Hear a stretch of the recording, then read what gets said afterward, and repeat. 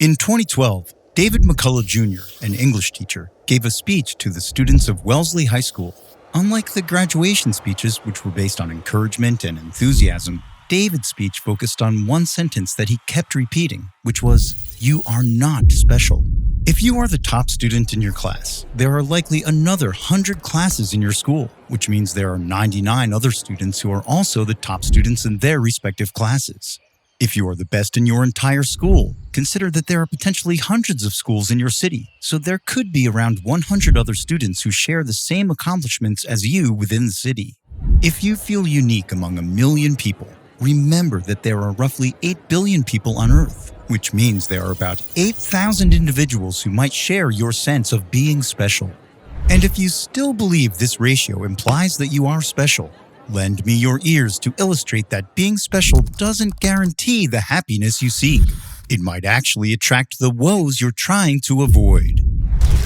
You are watching Brand Impact, untold stories of wealth and business.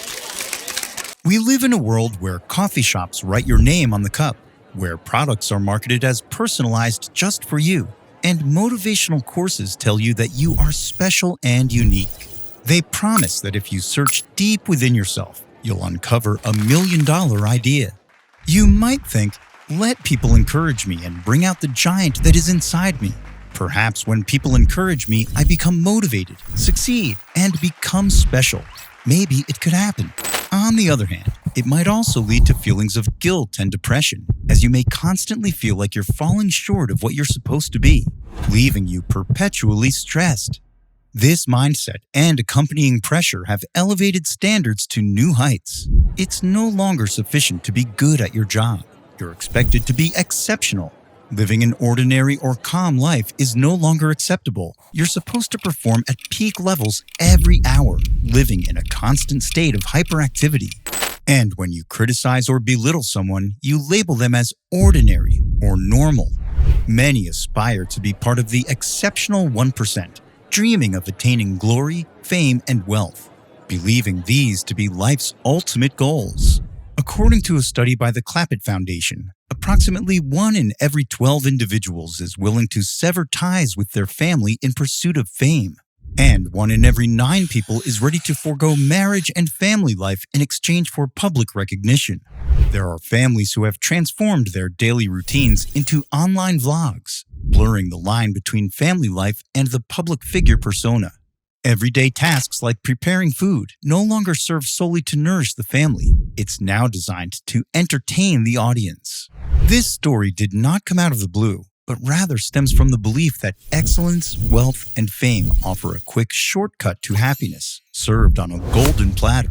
Each of us carries in mind the notion that happiness equates to a luxury villa, an extravagant car, the spotlight shining on us, and dreaming that we are influential geniuses capable of changing the world. This is also how we perceive the life of the special 1%, whom we aspire to emulate. However, in reality, the life of the special differs from this perception. For example, consider the story of Aaron Swartz, born in 1986, who was by all standards a child prodigy. He taught himself to read at the age of 3, and in nursery school, he didn't read children's stories like most kids, but rather novels. This prompted his father to enroll him in a school for gifted children. At the age of 14, Aaron participated in the invention of RSS technology, which helps internet users track news and websites they are interested in. By the time he turned 17, he had co-founded the organization Creative Commons, dedicated to protecting the intellectual property rights of content creators. At 19, he became one of the founders of the social networking site Reddit, which was eventually sold for $20 million, making Aaron a millionaire in his early 20s. Aaron Swartz was a genius and a remarkable individual who, at less than 20 years old, achieved more than many achieve in a lifetime. Unfortunately, one day, he was found in his apartment, having taken his own life.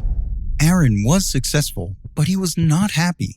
He experienced severe and violent depressive episodes throughout his life, causing concern among those who cared about him. On one occasion, his friends discovered his personal blog, where he had written a short story about someone who grew bored with life and then committed suicide. This deeply alarmed his friends, prompting them to contact the police. A search ensued, and they found him on the brink of ending his life.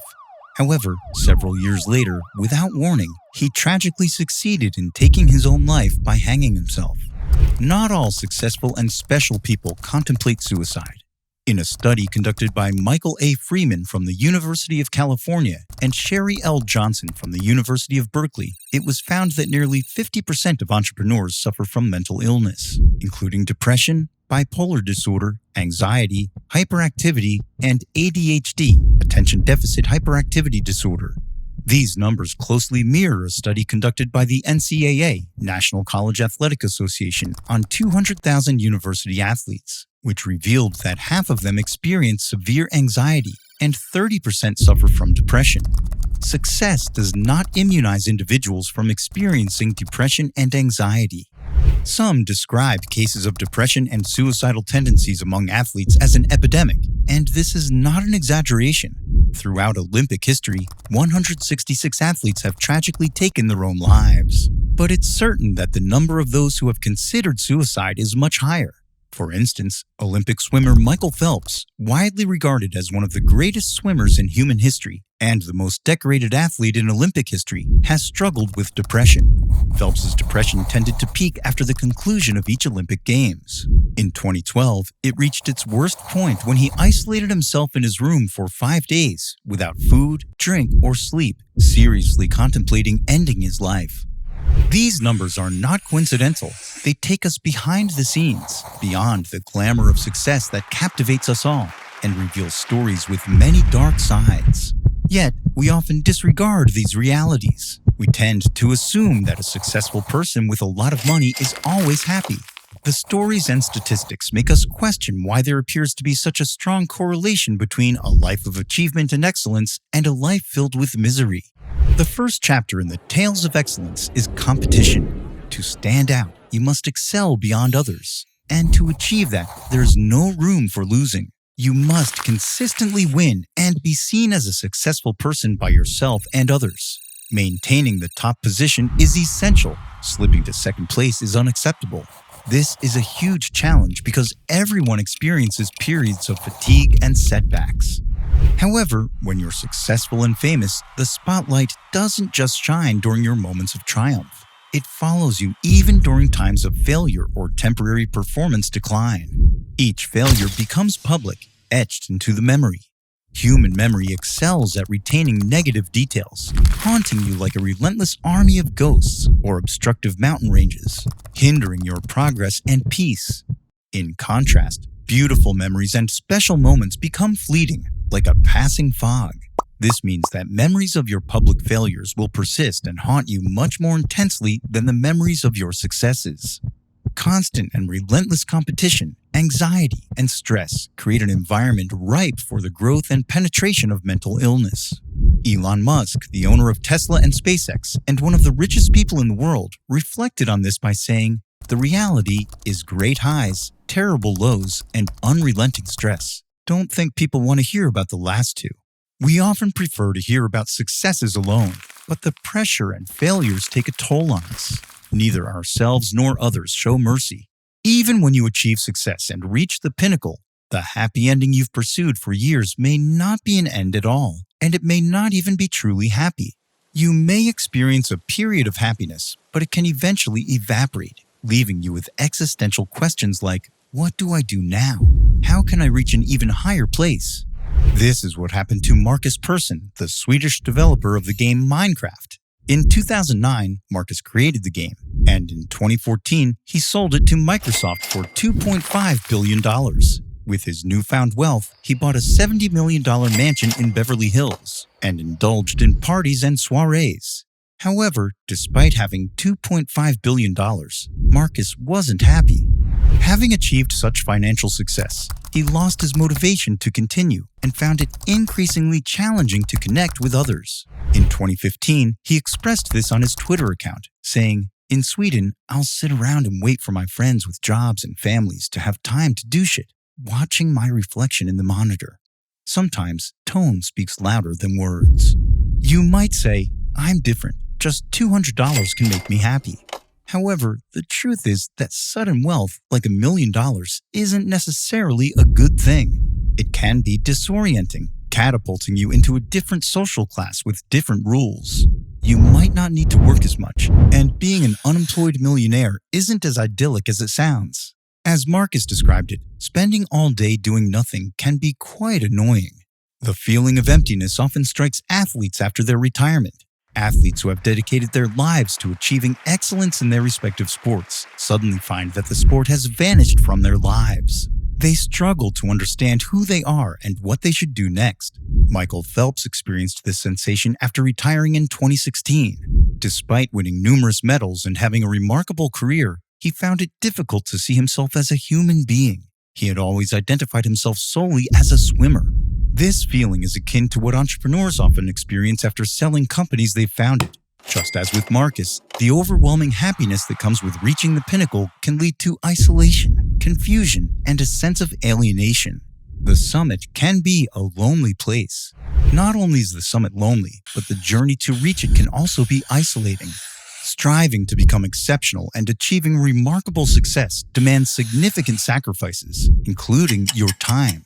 Every minute of your time is dedicated to the pursuit of your goal, and idle time becomes a luxury you can't afford. The path to success may make you rich in terms of money, glory, and fame, but it often leaves you impoverished in time.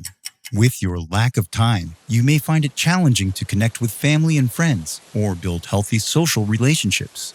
This can exacerbate feelings of isolation and loneliness, as researchers like Laura Park from Harvard Business School and Deborah Ward from the University of Buffalo have discovered in their studies on why achieving material success often results in weakened social ties. But what's the issue with being successful and wealthy but without good social relationships? In a study that holds the record as one of the longest running of its kind, Harvard University has been tracking the lives of 724 individuals since 1938 in an attempt to answer the question, where can we find happiness? The participants in the study come from diverse backgrounds and social classes. Some started from scratch and climbed the ladder of success, while others faced setbacks and lost everything, only to start over. The study's findings revealed that happiness is not primarily linked to achievement or failure. Instead, it's strongly connected to something entirely different: human relationships. The current head of the study, Robert Waldinger, summarized the results by stating that good relationships contribute to our happiness and well-being. He emphasized that people who have strong connections with family, friends, and society tend to be happier, healthier, and live longer. Conversely, those who are less connected often experience lower levels of happiness, declining health in middle age, reduced brain activity, and shorter lifespans. Someone who neglects their social relationships and places themselves under unbearable pressure in pursuit of glory, fame, success, and money isn't chasing happiness. Instead, they drive happiness away. True happiness exists in simple things, unique to each person.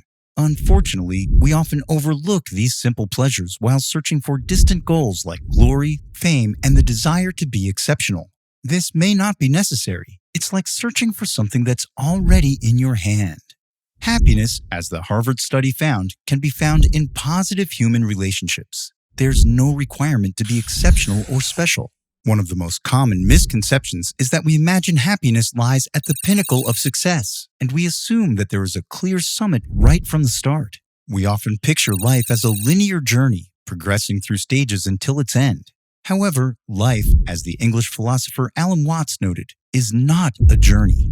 Instead of a linear journey, life is more like a circle filled with routines and repetitions, zigzags, and overlapping lines. Sometimes it's one step backward, 2 steps forward, and then 2 jumps to the side. There's no finish line except the end itself. The true magic resides in life's details. Perhaps your success lies in having a pure soul, virtuous manners, earning money to assist others in leading a productive life, and finding work that makes you valuable to society and others. Stop merely following the crowd.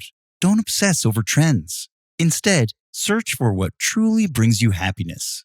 Life is short, so live it in a tranquil and meaningful manner that makes your soul special.